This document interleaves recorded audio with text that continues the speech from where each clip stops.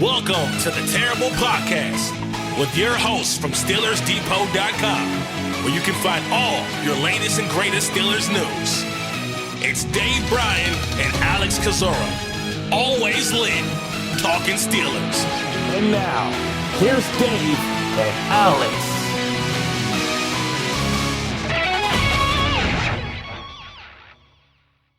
Welcome to the Terrible Podcast, Season 16, Episode 78. He's Dave Bryan. I'm Alex Kozora, SteelersDepot.com, bringing you guys an emergency edition of the Steelers Depot Terrible Podcast, and maybe our most emergency episode ever. Dave, I don't want to wax too poetic here, but every time we do a show, I write down on a piece of paper, a notepad, the episode number and the season just to keep my ducks in a row, and just coincidentally, I'd run out of space on my previous page. And so today's episode is on a new page, which feels symbolic because the Pittsburgh Steelers will have a new head coach in 2026, Mike Tomlin, announcing to his team around 2 p.m. Eastern time he is stepping down as the Steelers head coach. He's been with the team since 2007, 19 years. That chapter now has closed. Another one opens up. Where it goes, we don't quite know, but that is the story Mike Tomlin done in Pittsburgh. Dave, it's a new era for the Pittsburgh Steelers. Yeah, it is. Started this site, I think it was initially born 2007, right? As Mike Tomlin obviously coming in as a head coach, the full-fledged, I think, blog version of it didn't surface of Steelers Depot until 2008. So I've effectively almost blogged his entire career there. Life moves fast, does it not? And it's unfortunate that didn't break during our regular podcast, much like the Kenny Pickett news did. We would have been pretty dumbfounded and speechless, and I would probably be stammering even more than I normally do, trying to get through it with as fast as the timelines move. So why don't we start with what we know that's out there right now? And that's obviously the statement from Art Rooney II, and then Mike Tomlin's statement. Why don't you read both of those, and then we'll kind of go off of that. Yeah, they're on the site. I don't know if I'll read the entire statements in full of both, but this is from Art Rooney that came out just minutes after the news broke. Art Rooney II saying, quote, "During our meeting today, Coach Tomlin informed me that he has decided to step down as our head coach. Obviously, I am extremely grateful to Mike for all the hard work, dedication, and success we have shared over the last 19 years. It is hard for me to put into words the level of respect and appreciation I have for Coach Tomlin," and then goes on to list off some of the accolades and just high marks of the Tomlin era, including, of course, a 6th Lombardi. Tomlin himself issuing a statement released by the team just a short time ago. Dave and I recording this around 3:30. This statement came out just after 3 p.m. Eastern time. Tomlin says and begins his statement by saying, quote, "After much thought and reflection, I have decided to step down as head coach of the Pittsburgh Steelers. This organization has been a huge part of my life for many years, and it has been an absolute honor to lead this team. I am deeply grateful to Art Rooney II and the late Ambassador Rooney for their trust and support. I am also thankful to the players who gave everything they had every day, and to the coaches and staff whose commitment and dedication made this journey so meaningful." Went on to thank Steelers Nation and show his respect and love for the organization and the city. So, Dave, just to take inventory, what was your initial reaction? How surprised were you by this news? Well, the whole thing, where there's smoke, there's fire. First was the first thing that came to mind. Obviously, a lot of speculation for some time now, especially if this team was to bow out of the playoffs early or not make the playoffs, which they ultimately did. I know there's been a lot of talk about the TV aspect and all, but then, my mind races back to about 18 months ago with the interview he gave on the Rich Eisen show. So we'll have to wait and see. I know people are trying to link him to Fox in the opening of Jimmy Johnson over there. I guess the other aspect there that I guess we need some more clarity on, or at least the initial reporting is that the Steelers still own the rights, I guess, to Mike Tomlin, being as how he's stepping down. So Some are speculating, could Mike Tomlin just take time off and then get into a situation maybe, well, I guess, with like Sean Payton, where maybe they trade his rights.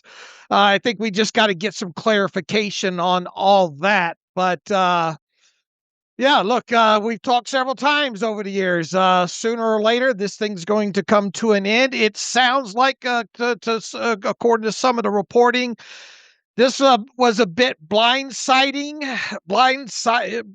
of the organization, I guess. But we did talk in a podcast this morning about kind of curious the way some of the wording of Mike Tomlin in his press conference after the game last night.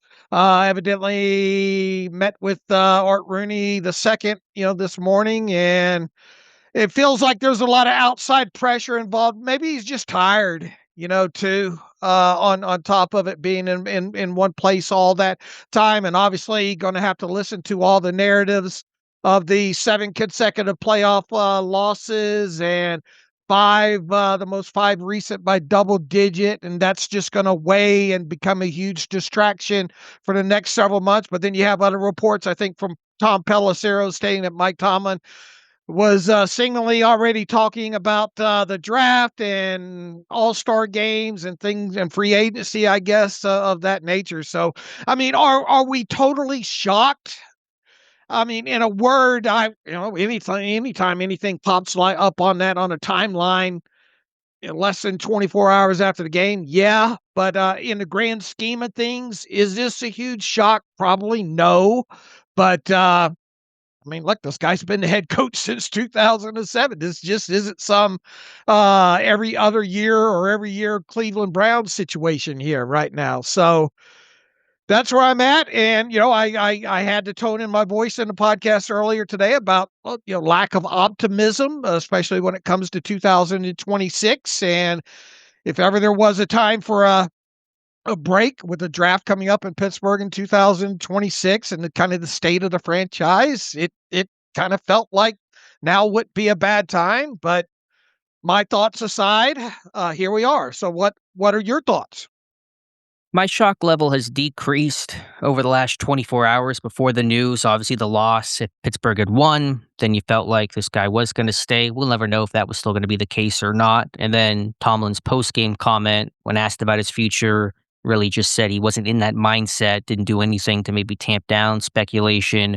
As we just talked about at the end of the main podcast, caught my attention, raised an eyebrow or two, but it still is surprising. And it probably, regardless of outcome, firing, stepping down, whenever Mike Tomlin would have left, it probably would have felt surprising and hard to react and digest. This site has had basically one head coach to cover, and now we're going to enter some real uncharted territory, and how that all takes place we'll talk about over the days and weeks that lie ahead. But I think you're right. Probably Tomlin got tired, and he probably felt that stagnation too, a franchise of can't move it in any direction, and that weighs on you. And he's a guy that doesn't put that on others, doesn't put that on his players, refused to really entertain that too much, and said he'll shoulder that, but that's a heavy, I think, burden in a sense to carry. And so Tomlin's, one of his phrases that stuck out to me back on his Pivot podcast that went viral a couple years ago, he's all in until he's all out. I think he was all in coaching until he realized today he was all out. Do you think he wants to go immediately into another job, or do you think he wants to lay low? Well, you have to give the insiders who's been speculating about it for the last month some credit. Obviously, they felt like something was coming and probably couldn't say some certain things or weren't 100% sure to put it on true reporting and just kind of more the spec reporting. So the indications are that he's going to take a year off, has no plan to coach in 2026 and probably go into TV. You referenced Sean Payton. Bruce Arians did the same in broadcasting for a season, then was traded for his next head coaching position. You never know what jobs become available. I'm sure teams will certainly take a run at Tomlin and say, we know that you may want to go to TV, but here's what we can offer. What do you think? Worst he says is no. So I'm going to go on the reporting and say he does take a year off. Yeah, I don't want to get too bogged down in this, but contractually, how does that work? Because he's really only officially under contract through 2026. There's the team option. I assume that becomes moot now. Does does Pittsburgh still have that right? Do things still toll into next year, that contract? I don't know exactly how all that works. Yeah, I'd have to brush up, and I have not had time to look back at the Sean Payton thing and all like that as well too. How much time? You would think he still owes the Steelers a year, right? At a minimum. So I But don't does know. that carry over? Because his contract does technically expire after next year. So if we're sitting here January of 2026, has that contract year told, or does it just lapse? I don't know the procedure here. Yeah, I don't know. And once again, I had to look back at some of the Sean Payton stuff and the details related to that. So I don't want to. I don't want to say definitively either way, because all I know is there was the kind of reporting that they still own the rights to him. So if he was to want to coach right now, it seems like the Steelers at the very least would own his Yes, rights right now. So whether or correct. not that would expire after the 2026 season, in other words, would the Steelers still be owed that year? I don't know the specifics of that. Right. Definitely, if he were to coach for the 2026 season, take a job in the coming weeks, Pittsburgh would own his rights. A trade would have to be worked out. But anything beyond, I'm just a little murky on. Dave, what are your thoughts now that Pittsburgh moves into a new chapter of the post Mike Tomlin era, which is just crazy to say out loud? How attractive is this job? I've seen a lot of takes that this job is really attractive. I've also seen some takes that it's the least attractive job available. Where do you come in? I think at least initially, when you look at how this team's built right now, and obviously they don't have a franchise quarterback. I think if you're looking at 2026 right out of the chute, yeah, it probably isn't super attractive. Now you obviously still got we got several offshoots to this. What is this going to do to Aaron Rodgers? What is this going to do to even Cam Hayward? Is Cam Hayward going to potentially say, you know what, it was a good run. I had a great season. I'm out as well too. So that obviously is going to play into that. Jalen, you got several guys that seemingly came to Pittsburgh because of Mike Tomlin. What's going to happen to Jalen Ramsey now? Is he going to say, you know what, I'm out? And he's been one to be vocal, says, get me out of a place, and he usually gets out of a place there. So there's a lot of offshoots, I guess, to that are worth discussing. We'll get more probably into that as we go along here in future podcasts here. To answer your question, I think as far as 2026 and a potential to win a championship right out of the chute, no, it's not attractive. But when you look at the Steelers' history and the way they've, obviously the from Chuck Noll to Mike Tomlin, how they've had the consistency of sticking with coaches. If you're looking for somewhere to go where you think you're not going to be, oh man, if I go 6-11 right out of the chute, I'm not going to get fired type of thing. In other words, like a Cleveland Brown situation. At There's least, stability in Pittsburgh. yeah, the stability, that's the word I'm looking for, aspect that at least you're going to be given a chance, at least according to the franchise's track record, that you're going to be able to hang around a little while and work through a couple of draft classes at a minimum. Now, are the days of a 15, 17, 18-year head coach in Pittsburgh over now in today's media world? Probably. I think so. But another short term or immediate, it's probably not an attractive job. But when you're able to go in and be part of what essentially now is set to be kind of a reset of an organization, why wouldn't that be an exciting job? And once again, you've got one of the most historic franchises in the NFL. You've got the stability aspect of it. You got a huge rabid fan base. You got the draft in Pittsburgh. So yeah, I think it's an attractive job. Sure. I think it's the most attractive job out there. And I've not checked my Twitter mentions when I tweeted that. I assume people are disagreeing with that. And I know Baltimore is open, and that's attractive too. When you have a 2-time MVP in Lamar Jackson and also a pretty stable franchise and culture. But I think, and maybe people can disagree, but I think we often look at these head coaching jobs in the wrong lens. We look short term. What's the roster? How good's the quarterback? That kind of stuff. I think when you're a head coach, people say, well, the division is tough. Like, I don't think coaches always view it in that perspective, because coaches are confident that I can come in and do a good job and build the right roster and turn this team into a contender and a winner. because you have to be wired that way to be a head coach. If you're not wired that way, you're not a head coach in the first place. You got to do another job. I think they look at it from a couple different perspectives. Obviously, money talks, just in the way it talks for players. What is my salary is always a point. The location, I do think, matters to some degree, maybe less so for the coach himself, but his family. Is it a livable city? Is it a nice city? What kind of market is it? That kind of stuff, I think, also matters. I think the real important things, though, what is the reporting structure? Who do I report to? How does that work? What kind of relationships will I have? And then who has power and say over the roster? How much power am I going to have? Can I buy my own groceries? Will it be just handed to me? Those kinds of things. And I think obviously in Pittsburgh, with the great stability that Pittsburgh has, 3 head coaches since 1969, there's been more popes than Steelers head coaches, as the famous stat goes around. The reporting structure, what kind of power will the new head coach have? It won't be as immense as Tomlin out of the gate, but if you're a winner, Tomlin showed you can have a lot of power in that organization, a lot of sway and influence over how this roster gets built out. Tomlin had complete autonomy over his coaching staff and a lot of say over how that roster was built. And so I think those are really key factors that coaches look at more so than just a short term, how good's this roster, that kind of stuff. They look at draft picks, which Pittsburgh has a dozen draft picks next year. Cap space, they're in a pretty good place in that front. And so I think all those things, but above all else, the stability of Pittsburgh, the reverence for the franchise makes it a really attractive job. I agree.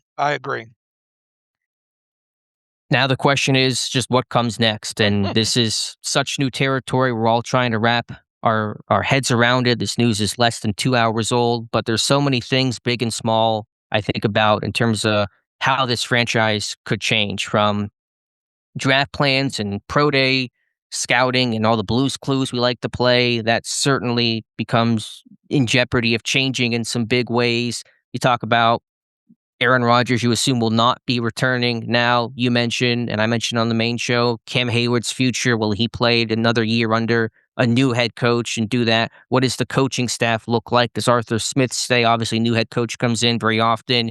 You're getting new coordinators, but Mike Tomlin, whenever he was hired, retained Dick LeBeau. So who knows what happens there? Will this team practice at St. Vincent College for training camp? You would love them to. I certainly would love them to, but Mike Tomlin loved it. Will the next head coach love it as much? Most coaches want to be more private and away from public eye and all that kind of stuff. You don't have the destination camps anymore. Obviously, Rooney will have say in this too, but you just don't know.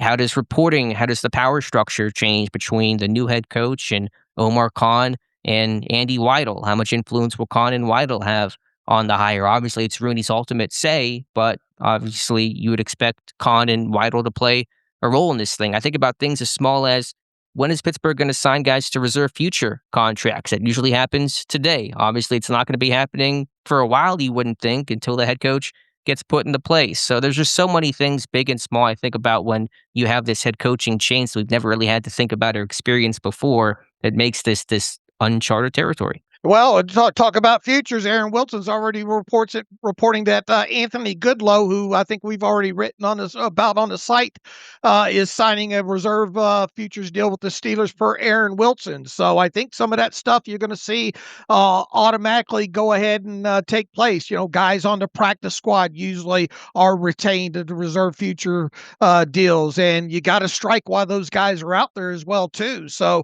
I would imagine we're going to still while this team looks for a head coach, Omar Khan is going to go about business of stocking the roster out with several of these reserve future deals.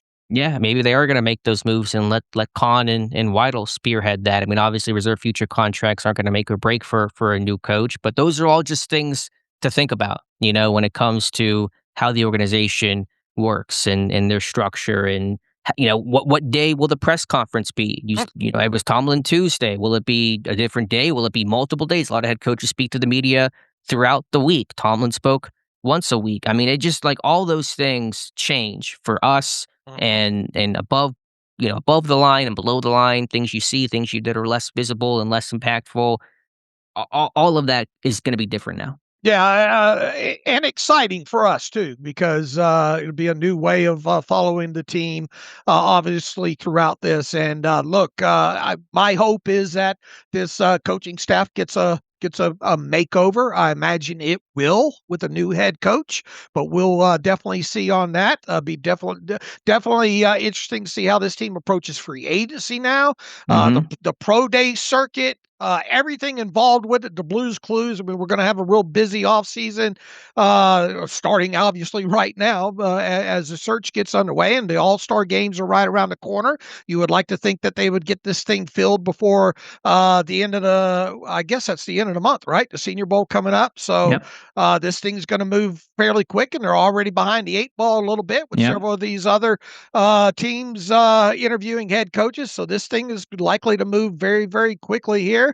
But look, in a word, I'm excited. No diss to Mike Tomlin. I've really enjoyed covering him. I think he's done a fantastic job. I have a lot of memories associated with that, with him being the head coach. But as I stated, I kind of thought, it might be time. I thought there was probably no better time for some sort of split to happen. Now, I wasn't convinced it was going to happen. I think at the end of the podcast, you asked me what's going to happen. I said extension or for him to get the team option. Yeah, the option picked up there. So that's how fast this things moved in several hours here. So I guess the next question is it's easy to run through them, is who are some of the candidates? Will this team want a defensive-minded head coach? Will it want an offensive-minded head coach? Yeah, we'll see. The track record is that young-minded defensive coordinator. That was Chuck Noll. That was Bill Cowher. That was Mike Tomlin. But obviously, there's a lot of case for the offensive-minded coach to jumpstart an offense that has been bad for a long time. But I also think there's a misperception often on, you got to get an offensive guy or a defensive guy. You need a head coach. You need somebody who can manage it all. It's a CEO level position, and I think Pittsburgh understands that very well. They've had some of those really good management types in Noll, Cowher, and Tomlin. Yes, they had expertise, maybe one side of the ball over the other, but the job is so much more than just your side of the ball. And I think teams can fool themselves by focusing too much on getting a really good offensive guy or defensive guy without seeing the big picture of what the head coach job actually is. If you want a good expertise on that side of a ball, that's a coordinator, not a head coach. And so I think Pittsburgh will cast a wide net here of new faces and offensive-minded guys and defensive-minded guys and maybe even special teams-minded guys. That's going to be the question. Now, who are the candidates? I actually did think about it some over the past week or two, just some very general research, and this is not my endorsements, but names that may make sense. There's an article from Jeremy Fowler today that seems more speculation than substance, but he mentions the Rams DC Chris Shula, Green Bay Packers DC Jeff Hafley, and Chargers DC Jesse Minter. So again, you're talking younger, defensive-minded coaches. Could Marcus Freeman have renewed interest in the NFL? Notre Dame's head coach, he previously said he'll be back for Notre Dame in 2026. You'd think that if anyone could pull away Freeman, it would be Pittsburgh. Freeman's supposed to speak to the media, I believe tomorrow at 1 p.m. Eastern time. We'll certainly be in tune for that. Could you make a run at Curt Cignetti at Indiana? I think you have to at least make that call. He's a Western PA guy. The ties run deep in the Cignetti family here in the area. He once left Alabama for the IUP head coaching job and took a big pay cut for it and said he wanted to do something different. So I think you at least have to make that call, Dave. Yeah, I would agree there for sure. And the first three names I think are names that I thought of were names I think that we've covered before. Jesse Minter, Chris Shula. I know Ross has a article up on the site from from an Albert Breer Specu report or whatnot, I guess from not too long ago about Chris Shula, obviously with the last name Shula, and there's easy to draw some lines back to the Steelers there. And Jeff Hafley from the Packers is a guy that we've talked about. What Kubiak, I think, is another one. Another young guy. You have to wonder if Mike McCarthy's going to stump for this. He's obviously older. But's got ties to the area as well too. And man, the odds from Bet bet online are already out. Brian Flores, obviously Vikings head coach, spent time with the Steelers that one year, has the lowest odds. Not that you can read anything into this, but this is Brian Flores is easily a name to link back. Larry Foote is listed on here, obviously a former Steelers linebacker. Anthony Weaver, Robert Saleh is on here. Even Antoine Randall L at 14-1 odds. Kevin Stefanski, obviously previously the head coach of the Browns. Mike McDaniel, people going to be talking about him. Vance Joseph. They have Mike Vrabel on the list at 25-1. Yeah, that's not going to happen. Yeah. Okay. Lou Anarumo, which I don't think that fills out there. Cliff Kingsbury's on here at 30-1. I mean, everyone is on there. Yeah. Your name is probably on there somewhere, Dave, I assume. No. Terrell Austin on there at 40-1 along with Arthur Smith. I don't think your that's odds are as good happen. as Terrell Austin, I think. They have Bill Cowher at 101. What? And John Gruden 75-1. It's topical, and because these odds come out, they get written about and talked about and passed around there. I think realistically, I think we've hit on some. Freeman. You definitely call about Kurt Signetti, Jesse Minter, Chris Shula, Jeff Halfley, Kubiak. Those are the ones that come to mind. My first inclination was, man, I hope Jesse Minter's at the top of the list, and then I think right behind that Chris Shula. But they should cast a wide net, because hopefully you're only having to hire a coach. This will be your last head coach hire for another 10, 12, 15, whatever years, right? Just give me a summary why Minter and Shula as names that come to mind that kind of pique your interest initially. Well, I mean, I think Shula, and obviously because of the organization that he's coming out of, and as Ross pointed out, kind of the links, and obviously the family name. He's young. Jesse Minter's young. Mike Tomlin spoke, obviously had put the stamp of approval on him just recently, and with the Minter last name. I think those are guys that are kind of born into, they have the roots already. And they're young. I kind of wonder about a guy like McCarthy, for say. He's up there in age. How long are you getting him for anyway? So that's just some of them. And then Halfley, obviously, with the work that he's done over in Green Bay, although it's a little bit less impressive, I would say, than guys like Minter and Shula. Yeah, I think Pittsburgh would maybe skew younger, but if you had a chance to get an older coach with a really good track record like Signetti, which I know, what are the odds? They're probably not great, just re-upped at Indiana, but you at least make that call. Again, worst these guys say is no thank you, because I think Pittsburgh, would like a coach that they can envision being in Pittsburgh for 15 plus years. Will that happen? Who knows? But we said the same about Mike Tomlin, said the same about Bill Cowher, whenever those guys were hired. What are the odds they're going to be there for as long as Noel was? And those guys essentially were. I wonder if what kind of dark horse name could come out. Is there a name we're not talking about? We just kind of rattled off, I think, half the coaching staff in the NFL as possibilities. I mentioned this one not to endorse it, but just because it was part of my thinking before the Tomlin news, like last week when I was kind of doing research one night about Doug Peterson, former head coach, one of those kind of retread hires, a really good relationship and worked together with Andy Weidel in Philadelphia. And so again, that alignment between your head coach and your GM and your assistant GM, we know that Weidel has a pretty big influence on the scouting side of things. You have to get that tight. You have to have good relationships there. And so I think Peterson could at least get a look. I'm not saying to hire him. I'm not saying he would be hired.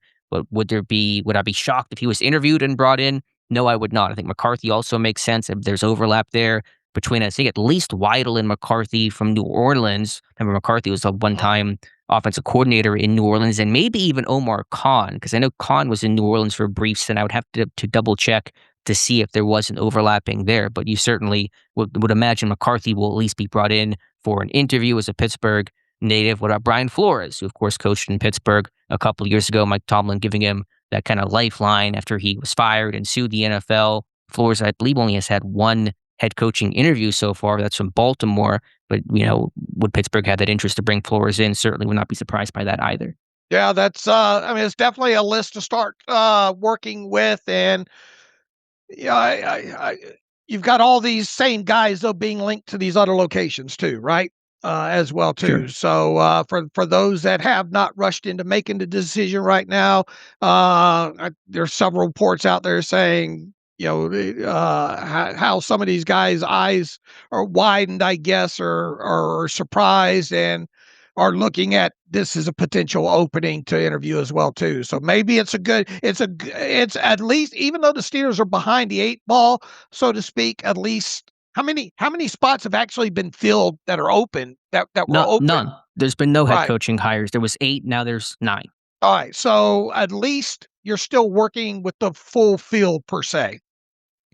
Right. It's been a slower moving process. The NFL has intentionally put a lot of guardrails on the hiring process to kind of drag them out, to give teams more time. And they'll have these kind of rushed hires in the middle of the NFL playoff calendar. So there's still some rules and restrictions on when you can interview. Those things are beginning to loosen up and will really loosen up after the divisional round, in part because there's only a couple teams left, and in part just from the calendar and the restrictions. And I think the NFL world will wait on what happens with John Harbaugh and where he goes. I think teams will want to hold their powder and not maybe make a hire unless they know they're out on Harbaugh until he decides, and probably will at least take interest in Tomlin and kind of see where he's at and use those back channels to evaluate potentially Tomlin coaching, even though the reporting is that he will take a year off from coaching at the least. All right. Aaron Rodgers done in Pittsburgh now with this? Yes. Yes. I would agree. Is Arthur Smith done in Pittsburgh? Yes, I would hedge my bet to say yes. How confident? You said you're hedging. What is your percentage on I'll that? go 95%. Oh, well, that's not much of a hedge then. Okay. I will, yeah, definitely lean that way. Yeah. I mean, Okay. I mean, why would you want to come in and not bring your own coaches with you and your own philosophy? Yeah, no, it's a fair point. It depends on what that coach is like. It's also What about Raheem Morris as a potential? Is he a potential head coach candidate? sure. I mean, I know third time isn't often the charm for head coaches. They don't often get that third chance, but he's been getting head coach looks. Now, do you go from Tomlin to like Tomlin's best friend in Raheem Morris? Feels a little too hat on a hat, but it's also Tomlin stepping down. You're not firing Mike Tomlin. We don't know exactly what Rooney's decision would have been had Tomlin opted to continue coaching. I think Tomlin would have stayed, but it feels a little too similar there. But yeah, it's a name. What about a potential mentioning. DC? If Morris is a DC, Sure, depending on the links. Absolutely. I think you could certainly see Morris, and I didn't see it with Morris and Tomlin because I think Morris wanted to go run the show somewhere. But if you get an offensive, quote unquote, offensive minded coach, then yeah, you could look at Raheem Morris for defensive coordinator. With Arthur Smith, the thing is Pittsburgh hates firing coaches. Now, obviously, you're going to be filling out a lot of coaches here, so it is kind of brand new territory. He is under contract through 2026. So I'm a little less sure there. It kind of depends, I think, where the search goes. Will Arthur Smith himself get an interview? Not the craziest idea to interview Arthur Smith, who's a former head coach and has been generally well respected, I think, by players. I think also one name that I think could get an internal look, Eddie Faulkner. Remember, he was promoted to interim OC in 2023 when Matt Canada was fired, and Tomlin put him there because of the leadership, the organization skills that Faulkner displayed. He was a one-time interim coach at Ball State, well, more than a decade ago, very brief time. But I think, Eddie Faulkner could potentially just get an interview at least for the job. I tell you, the fan base is going to be really upset if any of this comes from internal. Yeah, the guys that you mentioned will probably get interviews, but if the decision ends up being an Arthur Smith or Eddie Faulkner along those lines, I think you're going to really see a dissatisfied fan base. And I will be as well, too. I really want to see them break and go back outside the organization again, much in the same way that they did, obviously, with the 3 previous head coaches. Yeah. That is my hope. And really, even though I think Mike McCarthy is a very likable guy, I hope this team goes younger with the head coach as well too. So those are my initial thoughts, and that's why I keep circling back to Shula and Mentor and Halfley, these younger guys. I really want to see them try to at least go the same route that they went the previous times with the younger up and coming type coaches. Someone's going to bring a whole fresh layer of paint and furniture and everything that just goes along with it, there. So it's going to be exciting. This thing is going to, once again, we're going to be super busy on the site, not only getting ready for the draft and the All-Star games coming up, but I mean, almost the way this news, you got to remember, Alex, in 2007, man, we were still, half buried our face in a local newspaper, and then half on the internet, and trying to find out stuff. We didn't have the 24/7 every 5 minutes Twitter video news cycle to go along with. So this is going to be a really a new experience for someone like me, because that's a way. Heck, I can remember riding in a car. Right, I think I was going to the post office when Bill Cowher, and I heard over the radio that Bill Cowher was the new head coach. I'm like, who? And that was back, 1990, 92. Yeah, 92. And, obviously Mike Tomlin at the time was considered kind of a real dark horse at the time, because all the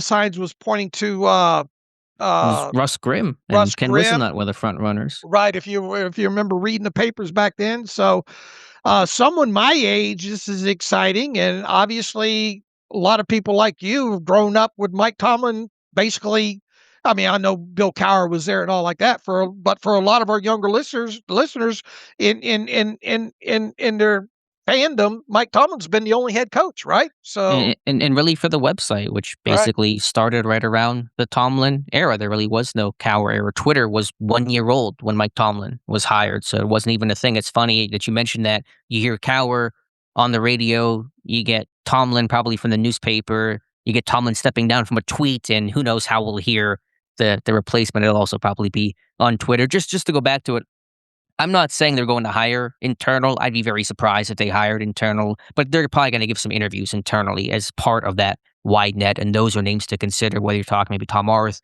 Arthur Smith, Eddie Faulkner, I think are names to at least mention as part of that pool of guys who could get looks, could be interviewed throughout this process. All right. Anything else to add here? Boy, the morning podcast got stale real quick, other than the game analysis. Yeah, news moves fast. Just last thing here, Dave. And again, we're gonna have the show Wednesday. We're gonna have a lot of time to discuss this. We're all still trying to wrap our head around this news. How will you remember the Mike Tomlin era that spanned 2007 to now 2025? How will I remember that era? The standard is a standard. A lot of Tomlinisms are ingrained in me, and it's just become kind of, you repeat, and they're driven into you. The way he was on the sideline, the way he was during press conferences, kind of the structure related to that. I'll always remember Mike Tomlin at the the front and center at the Senior Bowl. I just think just the press conferences more than anything, and the Tomlinisms will always be something that I think will be a long time before we stop repeating them. Yeah. I'll remember it warmly and fondly, very similar to the Kevin Colbert era, which I know may have gotten a bit stale at the end and certainly had a better beginning than it had a finish. But I think Mike Tomlin, a really good coach, a really good man, a really good example for how to lead a collection of men, how to connect and develop and grow on and off the field. I think it really was in so many ways the gold standard of what you were looking for in a coach. Really no big scandals or controversies. I know there was a Jacoby Jones thing, but nothing off the field that ever gave you pause about the reputation, the character that Mike Tomlin has, and still has today, obviously. So he brought another Lombardi. He took a veteran team as a young coach and was able to get that group to work together to a Super Bowl. He was able to make a lot of chicken salad out of you know what. Now, I think the criticism was obviously he couldn't. In some ways, he underachieved with some really good rosters that were disappointing, and he probably got the maximum out of some pretty poor rosters. 2019 is a good example of that. Some of the post-Ben era where the franchise still stayed afloat and competitive when most completely fall off a cliff as they go through that new cycle in that post-franchise chapter. So just overall, I'll remember it really, really well. It was a home run hire. I mean, no matter the last decade, as frustrating as it was, you take this unknown DC, 193 wins that tied Chuck Noll, 8 division titles, 13 playoff appearances, 2 Super Bowl appearances, 1 Super Bowl win. I mean, that if you told somebody back in '07 that's what you were getting, you're signing up for that all day long. I think another thought was, and it's felt this way, obviously, almost since the beginning, you thought the Steelers had a chance to win every game that they went into. Yeah, not that we hang the banner for this. I am generally annoyed by the never had a losing season stat, but the stat that I did appreciate was he only coached 1 game in which Pittsburgh was eliminated from playoff contention. So 99.9% of his coaches games that he coached, were meaningful to Pittsburgh. And I can still appreciate that in the non-losing season stat from a coaching hat. If you're a fellow NFL coach, you sit there and say, man, that is a crazy stat. From a fan standpoint, it means a whole lot less. And I think both people are right in that conversation. Just depends on what lens you're looking at it. But you're right. I mean, he made this team competitive and in this thing. He never lost that locker room in 19 years. And that is a remarkable achievement. I know that it's not the number one goal of a head coach. It's to win Super Bowls and win games, but to keep that group together in an era that shifted from kind of more the old school to the new school, the adaptation, I should say, of social media, to handle all of that, really impressive. So again, I'll remember this chapter very fondly. I think going into every season, come time to do the prediction, you always started with, okay, he's going to win at least 9 games. He's not going to go 500. How many more wins than 8 will he have? And I think at least you had that going for you as a fan. Unfortunately, there weren't many seasons where he exceeded 11, 12, but I mean, you always went into the season thinking that the Steelers were going to be in competition for the AFC North. Right. And hopefully that continues. Some will, I guess, say they hope for the big reset button to be pushed and have some really bad years. And there's validity to that, but I'm always rooting for a team that's competitive and in this thing. And we'll see what Pittsburgh thinks going forward. All right, we'll talk more about this, obviously, carry over onto the Wednesday podcast. We wanted to get a emergency podcast up today discussing all this. We've run even longer than what we thought we would do on this, but that obviously happens when you got long-winded people and stutterers like me. But all right, Alex, they can follow me on Twitter at Steelers Depot. Follow Alex at Alex_Kozora. I imagine Alex will have a more detailed candidate list post up here in the coming 24, 36 hours. Look forward to that. You can follow the show at Terrible Podcast. Email the show, theterriblepodcast@gmail.com. If you like what we do and want to donate, SteelersDepot.com. Hit the donate button. Also, if you like an ad-free version of the site, SteelersDepot.com. Hit the ad-free button and follow the directions that way. So in the meantime, until Wednesday morning, as always, thanks for listening to the Terrible Podcast, a special edition of the Terrible Podcast with Dave and Alex.